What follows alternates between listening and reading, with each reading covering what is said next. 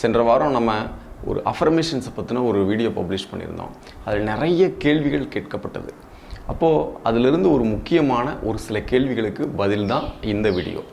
சரி, அதில் அதிகமாக கேட்ட கேள்வி என்ன அப்படின்னா, affirmation, auto suggestion, self talk, இதெல்லாம் என்ன, ஒரே குழப்பமாக இருக்கே அப்படிங்கிறது தான் ஒரு கேள்வியாக இருந்துச்சு.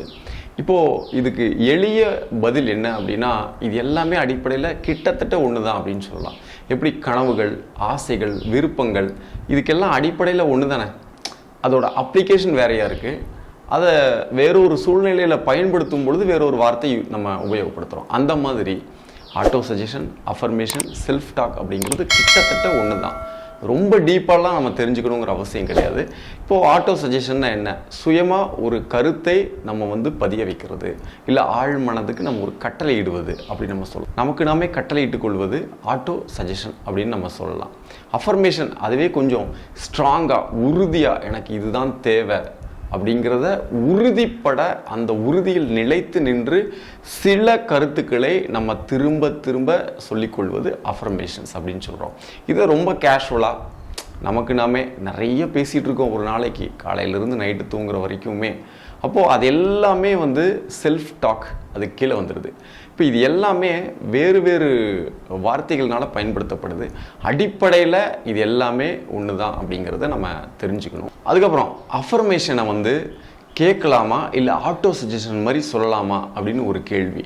இப்போது ஆட்டோ சஜஷன் மாதிரி சொன்னாதான் அதிகமாக வாய்ப்புகள், அதிகமான சாத்தியக்கூறுகள், உங்கள் கனவு நிறைவேறுவதற்கு உண்டான அதிகமான வாய்ப்புகள் அங்கே தான் கிரியேட் ஆகிறதா என்னுடைய ஒரு பர்சனல் எக்ஸ்பீரியன்ஸ் அதுதான் சொல்லுது. நம்ம ஏற்கனவே சொன்ன மாதிரி ஆடிட்டரி பர்சன் அப்படின்னு சொல்லக்கூடிய சில பர்சனாலிட்டி வகைகளுக்கு தான் அது அதிக அளவில் வேலை செய்யும். நார்மலாக எல்லாத்துக்குமே வேலை செய்யக்கூடிய ஒரு வழி இருக்குது அப்படின்னா அது நம்ம இந்த ஆட்டோ சஜஷன் மாதிரி அந்த அஃபர்மேஷன் ஸ்டேட்மெண்ட்டை திரும்ப திரும்ப நமக்கு நாமே சொல்லிக்கொள்வது. இது கேட்டுக்கொள்வது இல்லை, நமக்கு நாமே சொல்லிக்கொள்வது. இதுதான் பெட்டரான ரிசல்ட் தருது அப்படின்னு பல அறிவியல் ஆய்வுகள் நமக்கு சொல்லுது. சரி, அஃபர்மேஷனை கேட்குறதுக்கு சரியான டைம் என்ன அப்படின்னு ஒரு கேள்வி இருக்குது. இதுக்கு டைமெல்லாம் எதுவுமே கிடையாது. பட் பெஸ்ட்டான டைம் அப்படின்னு பார்த்தோம்னா நம்ம ஒரு காலையில் எழுந்ததுலேருந்து 1 மணி நேரத்துக்குள்ளேன்னு சொல்லலாம், தூங்குறதுக்கு முன்னாடி 1 மணி நேரத்துக்குள்ளேன்னு சொல்லலாம்.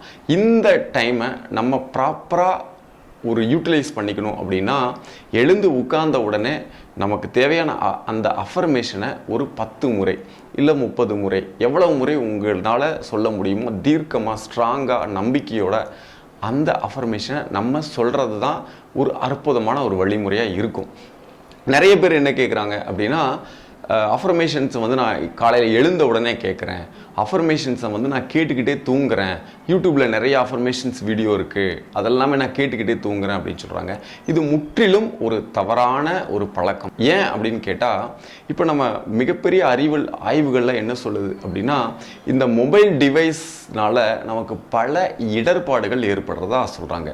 இப்போ உதாரணத்துக்கு இந்த ஸ்க்ரீனில் பார்த்தீங்கன்னா உங்களுக்கு ஒரு புரிதல் இருக்கும். ஸ்டேட்மெண்ட் எதுக்காக இந்த ஆய்வுகள் எடுக்கப்பட்டது அப்படின்னா, பல வகையான மொபைல் டிவைசஸ், பல வகையான கேட்ஜெட்ஸ், பல வகையான ரவுட்டர்ஸ், இன்டர்நெட் கனெக்டிவிட்டிஸ், நிறைய டிவைசஸ் வச்சு ஆய்வுகள் மேற்கொண்டு அவங்க கடைசியாக என்ன சொல்ல வராங்க அப்படின்னா, இந்த மாதிரி கதிர்வீச்சுக்கள், இந்த வைஃபை, இன்டர்நெட் கனெக்டட் டிவைஸ்னால் ஏற்படக்கூடிய கதிர்வீச்சுக்கள் நம்முடைய மூளையை பாதிக்குது. இது ஒரு மிகப்பெரிய அளவில் கேன்சர் வரைக்கும் கூட எடுத்துகிட்டு வரதா ஆய்வுகள் சொல்லுது. அப்போது நம்ம அஃபர்மேஷன்ஸ் கேட்குறது எதுக்காக கேட்குறோம் அப்படின்னா, நம்ம கனவுகளை அடைவதற்காக கேட்குறோம். அது நன்மை உங்களுக்கு நிச்சயமாக கொடுக்கும். ஆனால் இந்த மாதிரி டிவைஸ் வச்சு நம்ம கேட்டுக்கொண்டு இருக்கும் பொழுது அந்த கனவுகள் நிச்சயமாக அடைஞ்சிருவோம்.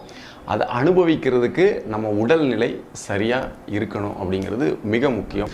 நம்ம என்னுடைய பயிற்சி வகுப்புகளில் என்ன நம்ம சொல்லிக் கொடுப்போம் அப்படின்னா, காலையில் 1 மணி நேரம் மொபைல் டிவைஸ் டச் பண்ணக்கூடாது எழுந்ததிலிருந்து. அது ஒரு அற்புதமான ஒரு ஹேபிட். அதே மாதிரி இரவு தூங்குவதற்கு முன்னால் குறைந்தபட்சம் ஒரு 2 மணி நேரம் மொபைல் டிவைஸ் இன்டர்நெட் கனெக்டிவிட்டியோடு யூஸ் பண்ணக்கூடாது அப்படிங்கிறது தான் சொல்லிக் கொடுப்போம்.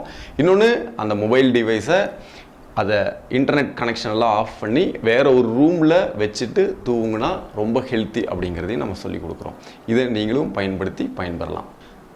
அப்புறம் நிறைய பேர் உங்களுக்கு ஃபேவரட்டான அஃபர்மேஷன் என்ன அப்படிங்கிறது கேட்டிருக்கீங்க. எனக்கு 2-3 அஃபர்மேஷன்ஸ் ரொம்ப ஃபேவரட்டாக இருக்குது. அதில் குறிப்பாக சொல்லப்போனால் ஒன்று அபரிமிதமான மாற்றங்களையும் அபரிமிதமான வழிமுறைகளையும் அபரிமிதமான விளைவுகளையும் எனக்கு கொடுத்துருக்கு. அது என்ன அப்படின்னு சொன்னால் எமிலிக்கு சொன்ன everyday in every way I am getting better and better. இந்த அஃபர்மேஷன் ஸ்டேட்மெண்ட் தான் அதிகமாக பலனளிச்சிருக்கிறதா எனக்கு கிடைச்ச ரிசல்ட் எனக்கு சொல்லுது.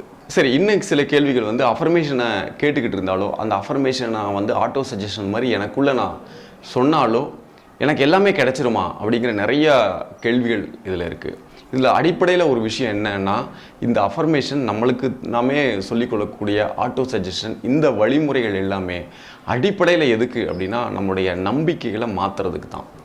அப்போது இந்த நம்பிக்கை நம்மளுக்குள்ளே மாறும் பொழுது நம்ம அதன் மூலம் பார்க்கும் பார்வைகள் மாறுகிறது. நம்ம ஒரு விஷயத்தை எப்படி அப்ரோச் பண்ணுற அந்த செயல்முறை அப்படியே மாறுகிறது.